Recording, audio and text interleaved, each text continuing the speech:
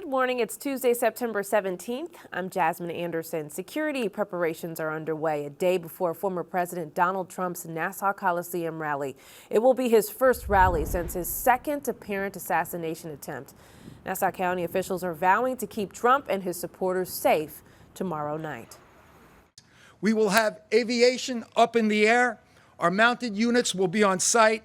Community affairs, our pop cops, the detective division, our K-9 unit, emergency services unit, highway patrol, core unit, CERT unit, and our emergency ambulance bureau will all be working that day.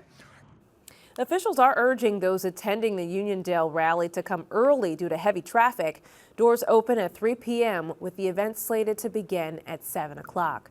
The accused gunman, Ryan Roth, appeared in court yesterday. Court documents show he camped outside a Florida golf course with a rifle for nearly 12 hours, waiting for Trump before a Secret Service agent saw him and opened fire. Read more about the suspect and the security measures ahead of former President Trump's Nassau rally on Newsday.com. Click Get More below the Newsday TV video box.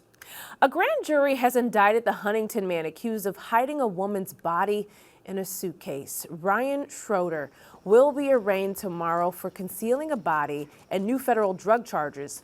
Schroeder was arrested earlier this month, days after the body of Sakia Jones was found in a suitcase near a Huntington apartment complex. Prosecutors say Schroeder gave investigators a detailed admission after a search of his apartment revealed a strong odor of human remains. Music mogul Sean Diddy Combs waking up in a federal holding cell in New York City. Combs, who has faced a stream of sexual assault allegations, was arrested in Manhattan last night. He was indicted by a federal grand jury. That indictment is expected to be unsealed this morning. Only in Newsday, crime rates are down on the island. Updated statistics from the state show crime fell 12% in Suffolk and 18% in Nassau.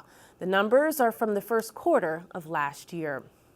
State grants are now available for Long Islanders still struggling to recover from devastating rains last month.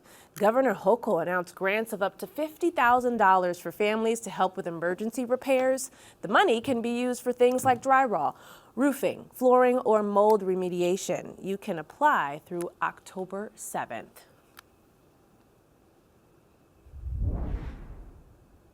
Experts say Long Island roads are not equipped for the increasing heavy rains we're seeing.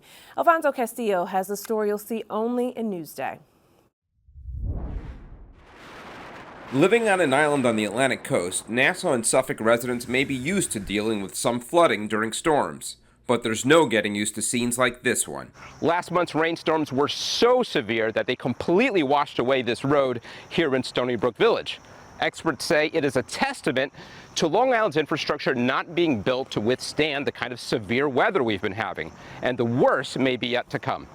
It's just overwhelming. While no amount of preparation could have left Long Island roadways unscathed from the nearly 10 inches of rain that fell during the August storm, Mark Herbst of the Long Island Contractors Association believes better maintenance of decades-old drainage systems could have lessened the blow. Particularly here on Long Island, when we're surrounded by water, if you don't take care of the culverts and the underground systems, the drainage systems, and make sure that everything's clear and working properly, then you're going to run into these kinds of issues. A 2020 report put together by Herbst's group warned of 70-year-old catch basins that are well beyond their useful life and leaching basins along the Northern State Parkway that have not been located or inspected in decades. At the same time that Long Island's roadways are getting older, its weather is getting more extreme, said Stony Brook climate scientist Kevin Reed. If you look at the historical record, if you look at weather data, rainfall on Long Island and all across the state of New York has changed. Annual average rainfall in New York as a whole has increased anywhere from 10 to 20% over the last 120 years, and most of that change has actually happened in the last few decades. With the climate changing, Reed says so too must public officials' approach to building and maintaining Long Island roadways. We don't have what the city has, which is different ways to take care of excess water. We have a lot of hodgepodge ways of doing that on Long Island. So coming up with a more coherent plan is something that we could really strive for. And Long Island isn't out of the woods yet. Climatologists say we are only now in the peak of hurricane season, which is set to last through the end of November. In Stony Brook, for NewsdayTV, I'm Alfonso Castillo. Alfonso, thank you. Read more about this story on Newsday.com. Click Get More below the Newsday TV video box. A local nonprofit is keeping the memory of a Dix Hills child alive by helping other families struggling with childhood cancer. Sherry Einhorn has a story you'll see only in Newsday. She fought. She fought like hell. Daniela Conti had just started kindergarten in a new school, in a new town, in a new home.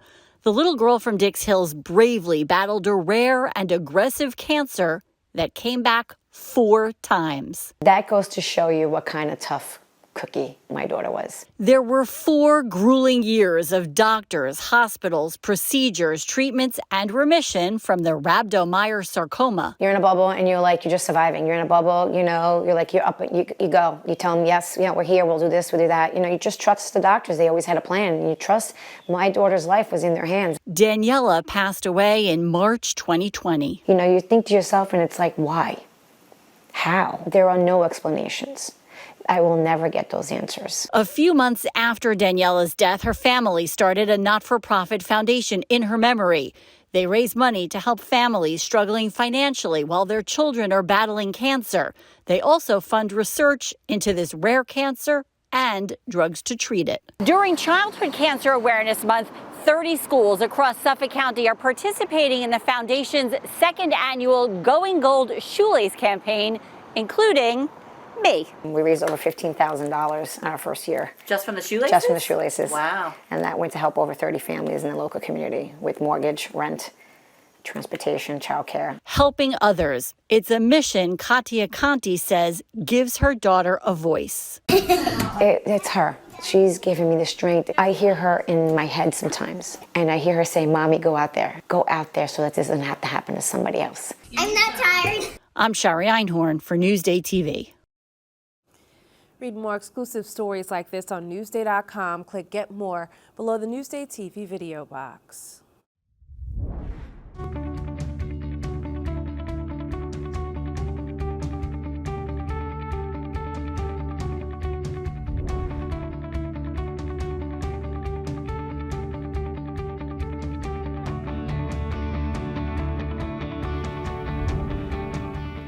Checking out your hyperlocal Tuesday forecast. Another pleasant day out there ahead of some changes in rain. Here's a look outside at Montauk, I should say. Hopefully you were able to soak in the streak of sunshine for the last 10 days because it is all coming to an end. Checking out your day planner, cloudy today, highs in the mid-70s, and we cool down in the evening. Tomorrow, we'll start to see some showers Wednesday evening, highs in the mid-70s. And here's a look at your 7-day forecast. Perfect fall-like temps for the first day of fall next week.